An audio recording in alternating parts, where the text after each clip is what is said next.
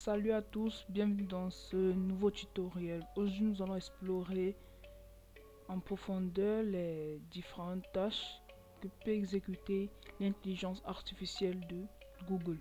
Bon, nous allons le tester tous ensemble parce que moi perso, je ne l'ai pas encore testé. J'ai déjà vu des tutoriels sur BAT, mais je ne l'ai pas encore testé. Donc, on va le tester tout de suite.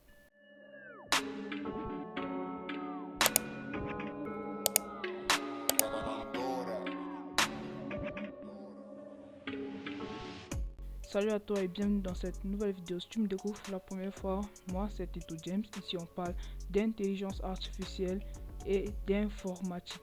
Et parfois nous partageons aussi des tutoriels YouTube. Donc abonne-toi à la chaîne si cette thématique te parle. Donc nous allons commencer notre tutoriel. Nous nous retrouvons donc sur notre navigateur Google.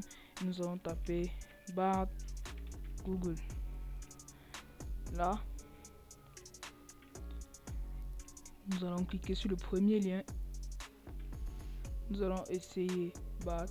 Et ce qui est bien avec BAT, c'est que BAT, puisque c'est une intelligence artificielle de Google, et puisque Google est accessible partout, ce sera facilement accessible dans tous les pays. Nous n'aurons plus de restrictions comme dans les pays d'Afrique, certains pays aussi d'Asie et d'Europe. Donc c'est un gros avantage que nous avons sur BAT. Nous allons tester BAT et nous allons en juger par nous-mêmes si BAT est plus performant que ChatGPT ou pas. Nous allons poser une question. La première question est: qui es-tu? Il faut qu'il se présente à nous. Nous ne savons pas qui il est. Est-ce qu'il est rapide dans la génération de réponses? Oui, il est rapide. Il dit: je suis BAT, un grand modèle de langage créé par Google IA. Je suis formé sur un ensemble de données massives, de tests et de codes. Et ce qui est bien, je veux rappeler avec BAT, c'est que puisque BAT est une intelligence de Google, et Google est le premier moteur de recherche dans le monde, donc vous imaginez un peu. Donc Google, puisqu'il dispose de plusieurs informations sur nous et sur le monde, il va facilement ajouter ces informations à son intelligence artificielle, ces données à son intelligence artificielle, et son intelligence artificielle pourra facilement répondre à certaines questions que d'autres IA pourraient le faire en tâtonnant. Bon, nous l'avons demandé qui il est, il a dit qui il est. Ici, directement à partir de BAT, je crois que là, on peut partager, exporter ce qu'on a eu. On peut partager via des réseaux. Oui, nous pouvons l'exporter. Ce qui est encore intéressant avec BAT, c'est que nous pouvons lui poser des questions de manière vocale. Qui es-tu?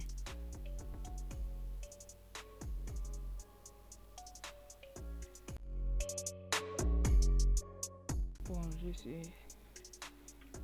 Donc, nous avons posé la question de manière orale. Et ce qui est bien, c'est que nous pouvons écouter directement la réponse qu'il a générée. Pour ceux qui n'aiment pas trop lire. Je suis un grand modèle linguistique, également connu sous le nom d'IA conversationnel ou chatbot, formé pour être informatif et complet. Donc c'est un petit avantage que BAT a sur d'autres intelligences artificielles. Donc je vais lui poser une autre question vocale, de manière vocale. En combien de langues peux-tu traduire un texte?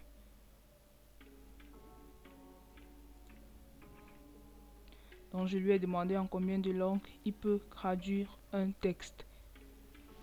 Donc nous voyons certaines intelligences artificielles, ils vont te dire 2, 11, 10, etc.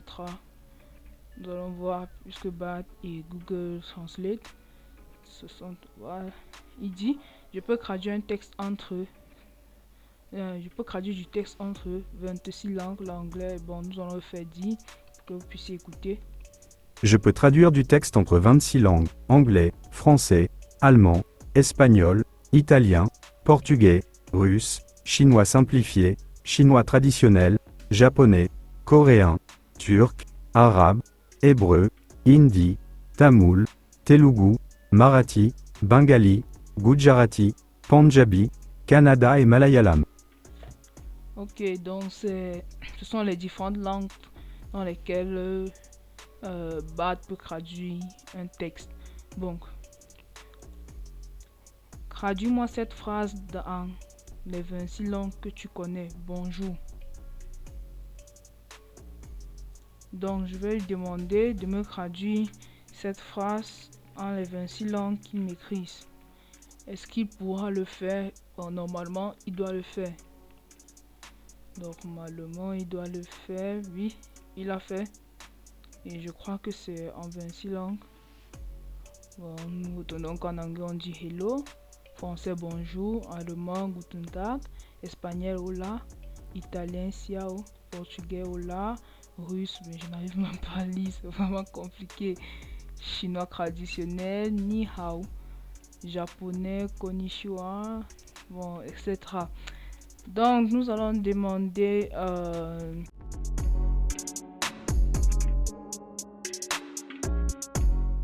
intelligence artificielle.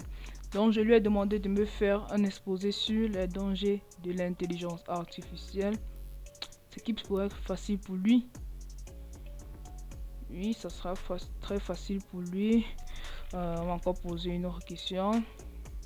Donne-moi 10 titres de vidéos YouTube concernant l'intelligence artificielle.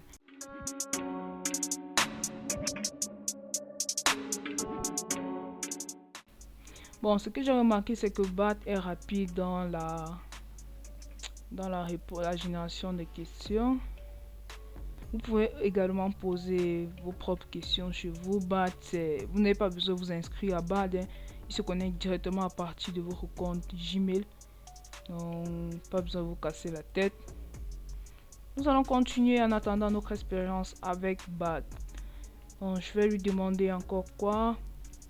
Donc, je vais demander de me donner une stratégie qui me permettrait d'atteindre 1000 abonnés sur YouTube en un mois. Et il dit... Bien sûr, voici quelques stratégies qui vous aideront à atteindre rapidement les 1000 abonnés sur YouTube en un mois. Choisissez un créneau qui est populaire et qui vous passionne. Cela vous aidera à créer un contenu qui sera intéressant pour un large public. Produisez un contenu de haute qualité qui est informatif. Oui, dans toutes les intelligences artificielles, ils disent presque la même chose. Ce que j'ai constaté quand je pose cette question à ChatGPT, il pas du la même chose.